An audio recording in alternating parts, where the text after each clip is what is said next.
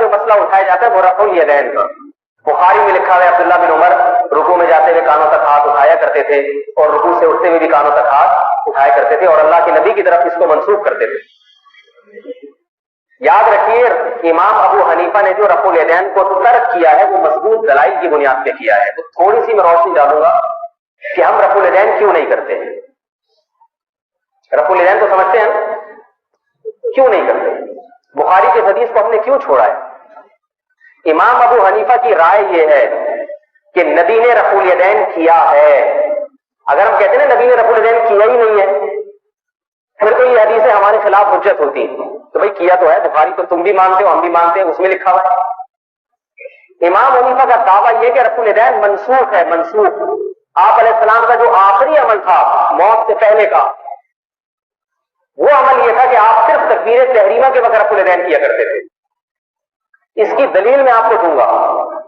بعض حضرات یہ کہتے ہیں کہ حضرت وائل ابن حجر رضی اللہ تعالیٰ عنہ سن 9 ہجری میں مسلمان ہوئے اور وہ رفع الیدین کی حدیث ذکر کرتے ہیں. تو پتہ یہ چلا جو اتنی دیر سے مسلمان ہو رہے ہیں آخری تو نبی کا آخری عمل بیان کر رہے ہیں. تو اس سے پتہ چلتا ہے کہ رفع الیدین منسوخ نہیں ہے. اس کا جواب سنیے. علامہ مبارک پوری رحمہ اللہ تعالی مسلک اہل حدیث کے بہت بڑے عالم گزرے غیر مخلد. انہوں نے یہ بات لکھی ہے, تحریر الکلام ان کی کتاب ہے, اس کے صفحہ نمبر 75 پہ, کہ کسی صحابی کا آخر عمر میں مسلمان ہونا یعنی آخری دور اسلام میں متاخر الاسلام ہونا, اس سے یہ دلیل پکڑنا کہ وہ جو حدیث بیان کر رہے ہیں وہ بھی آخری زمانے کی ہے, یہ دلیل بیان کرنا اصول حدیث سے اور اصول فقہ دونوں سے جاہل ہونے کی دلیل ہے. نہیں بات سمجھ.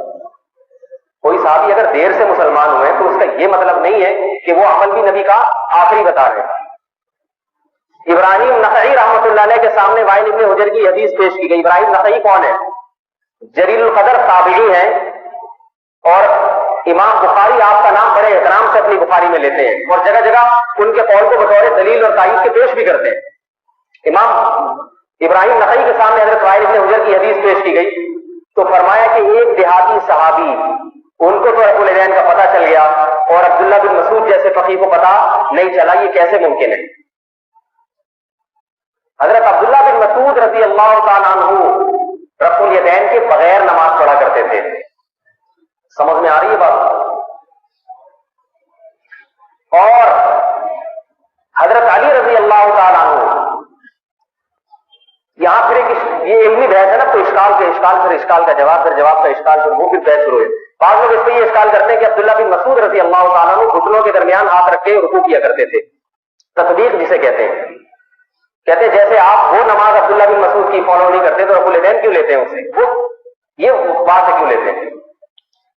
یاد رکھیں عبداللہ بن مسعود رضی اللہ تعالیٰ عنہ بہت بڑے فقیہ تھے جن کی میں ابھی تھوڑی سی آپ کو کچھ احادیث پیش کروں گا, اور ان کے بارے میں فقیہ کا کام ہوتا ہے ہمیشہ نبی کے آخری سے آخری عمل کو لینا. عبداللہ بن مسعود رضی اللہ تعالیٰ عنہ کی عادت تھی کہ جب تک کسی چیز کے منسوخ ہونے کی 100% دلیل قائم نہ ہو جائے آپ اس عمل پہ باقی رہتے تھے. گھٹنوں میں ہاتھ رکھ کے رکوع کرنا یہ عمل منسوخ ہے, لیکن عبداللہ بن مسعود رضی اللہ تعالیٰ عنہ کے سامنے اس کا منسوخ ہونا اتنے مضبوط دلائل سے ثابت نہیں ہوا. آپ دیکھ رہے تھے کہ سب رکوع میں گھٹنوں کے ہاتھ رکھتے ہیں تو نبی کی وہ والی سنت کہیں ترک نہ ہو جائے, اس لیے آپ نے گھٹنوں کے درمیان ہاتھ رکھے ایسے یوں کر کے ہاتھوں کو ملا کے, جس کو تطبیق کہتے ہیں. اس سے معلوم ہوتا ہے کہ رفع الیدین کا منسوخ ہونا اس سے بھی زیادہ مضبوط دلائل سے ثابت ہو چکا تھا, تبھی آپ نے ترک کر دیا اس کو. امام مالک رحمہ اللہ تعالی المدونۃ الکبریٰ مالکیہ کی سب سے مستند ترین کتاب ہے. امام مالک رحمہ اللہ تعالی کا اس میں قول مذکور ہے. امام مالک نے رفع الیدین کرنے کی حدیث موطا میں ذکر کی, مگر ان کا قول کیا ہے؟ رفع الیدین نہ کرنا. کیوں؟ وہ دلیل یہ دیتے ہیں کہ میں نے اہل مدینہ کی نمازوں کو اس کے خلاف پایا ہے. اہل مدینہ رفع الیدین نہیں کرتے تھے, تو وہ کہتے ہیں کہ ان کا نہ کرنا اس عمل کے منسوخ ہونے کی, بولو بھائی, دلیل.